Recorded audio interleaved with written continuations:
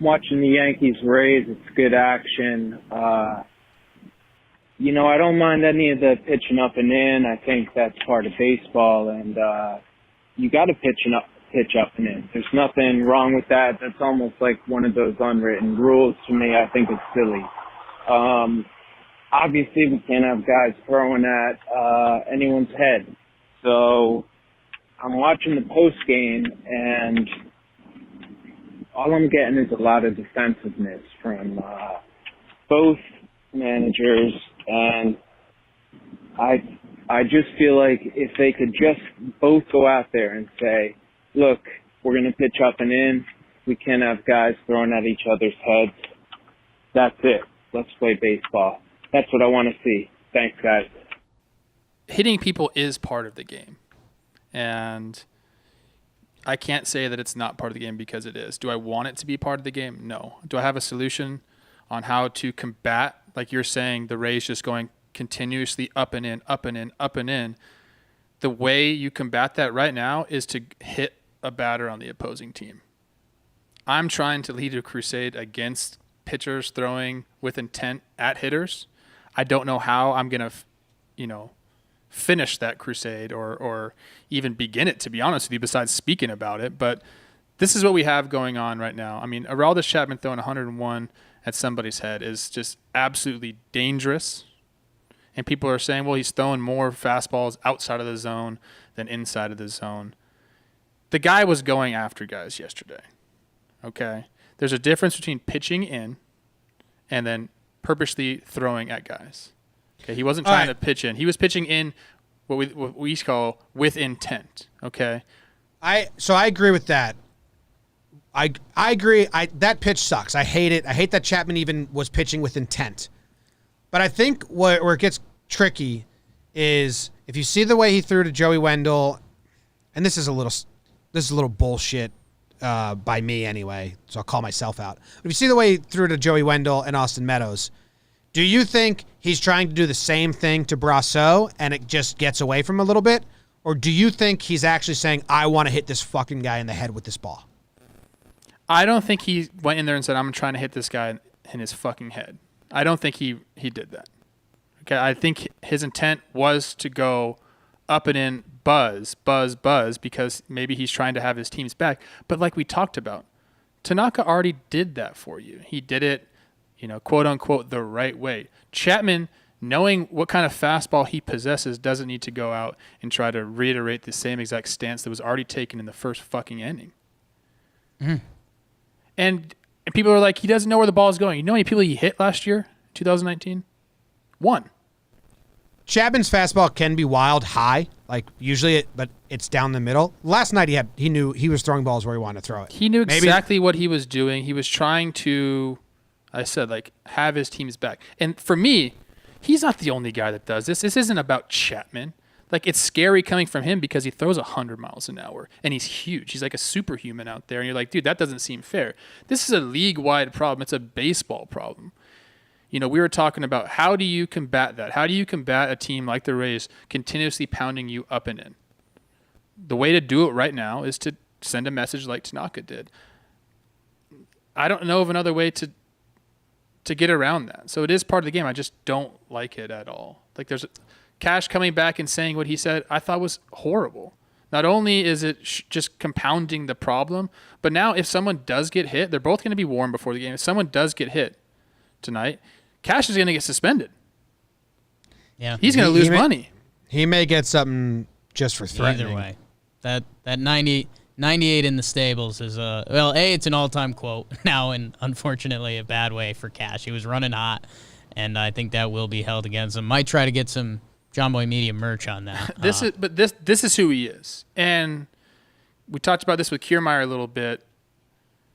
Kiermaier, you might not like him if you're a Yankees fan. You would love him if he was your coach. Cash, you may not like him now because he said that, but if he was your manager, you'd love him. And this is who Cash is. He's very fiery. What I really believe, they put a mic in front of him when he was hot. This is Cash locker room talk. Let me play it for people that haven't listened to it yet. by the Yankees. Certainly the pitcher on the mound, it was mishandled by the umpires. They hit Joey Wendell intentionally in the first inning. It was clear as day. Chapman comes in, he throws 3 different balls up and in. I get it. They don't like being thrown up and in, but enough's enough. We're talking about a 100-mile-an-hour fastball over a young man's head. It makes no sense. It's poor judgment, poor coaching. It's just poor teaching what they're doing and what they're allowing to do. The chirping from the dugout. I mean, somebody would have to tell me, go pull the numbers, who's hit who more. But I can assure you, other than the 3 years ago, there hasn't been one pitch thrown with intent from any of our guys, period. And then let me get to the stable part. Period. He's genuine right Period. there. Somebody's got to be accountable. And the last thing I'll say on it is I got a whole damn stable full of guys that throw 98 miles an hour, period. Damn. Period. Did he drop a lot of periods in the clubhouse? But that is him. He's being genuine. He's fired up right there. They stuck a mic in front of his face. That's something that he would usually reserve for the locker room. He'd go to his guys and be like, this is BS, blah, blah, blah, and then go off. Trying to fire his team up. He just happened to do it in his Zoom conference after the game. It looks bad. Period. And again, this is just it's a league-wide problem. Why do we want to hit players, man? Like that shouldn't be the solution. It's at a certain point it's 2020, and I got in the weeds after this last night because my initial reaction was, you can't be doing this / terrible look by Chapman, and the Yankee fans came at me a little bit. Oh yeah. And I was wondering kind of what was going on. It was kind of an interesting. I hadn't been in that spot a lot, and I was like, guys, I mean, Chapman, he's in the wrong here. What am I missing? So, after a lot of conversations, I found out what was going on, and I almost neutralized everyone because that's what Poppy does. The main question is, did Aroldis Chapman throw at Mike Brassow's head? And no, that wasn't his intent. Aroldis Chapman's intent was to throw up and in. And I don't think anyone can deny that because what he did with the other pitchers, with the other hitters that inning. If you're going to throw up and in, there's one rule. You can't miss at the head. You can't miss at the head, especially when he has that weapon attached to his left shoulder. I mean, the guy has a cannon. He has the fastest pitch in Major League Baseball history. Not a joke, not embellishing. He has the fastest pitch in Major League Baseball history. And so if you're going to throw up and in, that's the one spot you can't miss. Tanaka had the retaliation earlier that everyone was right with, and you just can't go there. And then from there, the other counter argument I saw people saying was, well, dude, if Chapman hits the batter, that brings the tying run to the plate.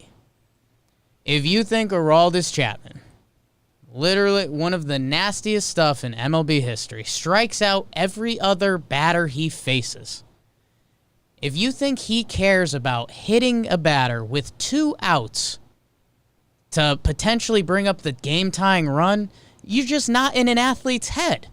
Aroldis Chapman has never worried about that. He's worried about striking out the next hitter he sees, and it's a regular season game in which the Yankees are basically guaranteed to make the postseason this year.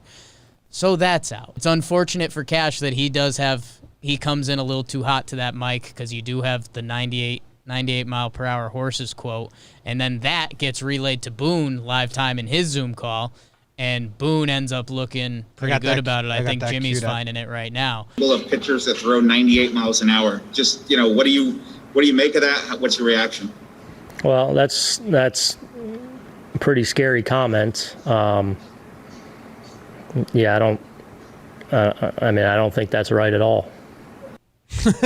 It's a little bit the two kids are fighting out back, and then mom looks outside and sees one last jab, and he's like, well, I mean, I was wrestling, but I never hit him. I think my last thing I want to clear up that I saw some people saying, which I think coming in is a fair statement. Some people were coming at us for the Joe Kelly stuff, and they were saying, well, you guys, Joe Kelly and the Astros, you guys were having fun with that. You're making shirts. Joe Kelly was wild. That appearance. Go check the tape on that. Wild. Aroldis Chapman didn't get to any 3-ball counts. Yes, he can be a little wild. Chapman looked pretty good. He finishes 1 innings pitch, no walks, 1 K. He looked pretty sharp last night. The one thing we disagreed with when we talked Joe Kelly, it was the 3-0 fastball at Breggs. Yes. And that's why he got suspended. And the part we were mad at was an 8-game suspension because we were doing shortened season and blah, blah, blah, all of that. We were mad at the suspension. I do personally think Chapman should get suspended. I don't know. I think it might depend on how today plays out. Watch out your Twitter mentions, bro. I know it. And that's everyone's like, dude, you're feeding Chapman to the Wolves. Guys, could you imagine? Trev, you've gotten sucked into Yankees Twitter. Could you imagine what your feed or your comments would look like if this ball was at the secondary Yankees heads? The guys like Hicks or, maybe Gardy or someone like that. Never mind if a ball ended up near Aaron Judge's head or Gleyber Torres. Trev, you kind of opened up me and Jimmy's eyes a little bit. Any other notes on Cash just as him as your manager? We both kind of that's him. Forgot on that. Yeah. He is invested. He's genuine. He has a passion, and it resonates throughout the clubhouse. I used to say when we were there, I was like, the goddamn inmates are running the asylum here. That's how it felt there. Teams talk about letting players be themselves. That is what the Rays do to a T. These guys are there. They're confident, and Cash is a big part of it. He's very fiery. He gets guys pumped up. The energy is there every single day with this guy. He's competitive as hell. I think we've talked about the card games we used to play. He was part of the card games on the plane. This guy was trying to, if I didn't play cards, he would tell me he was going to sit me. He's like, you want to play against CC Sabathia on Tuesday? Get your ass up to the card game. I'm like, dude, I don't want to play cards right now, but I want to play Tuesday, so here I go. That's the guy he is. And just like Kiermaier, if he was your coach, you'd love him. Did you like when he walks out and the ump's like, hey, you can't come out here, and he says, throw me out of the game then? Yes. Okay. Yes. Yeah, he's like, I'll get thrown out. That was good.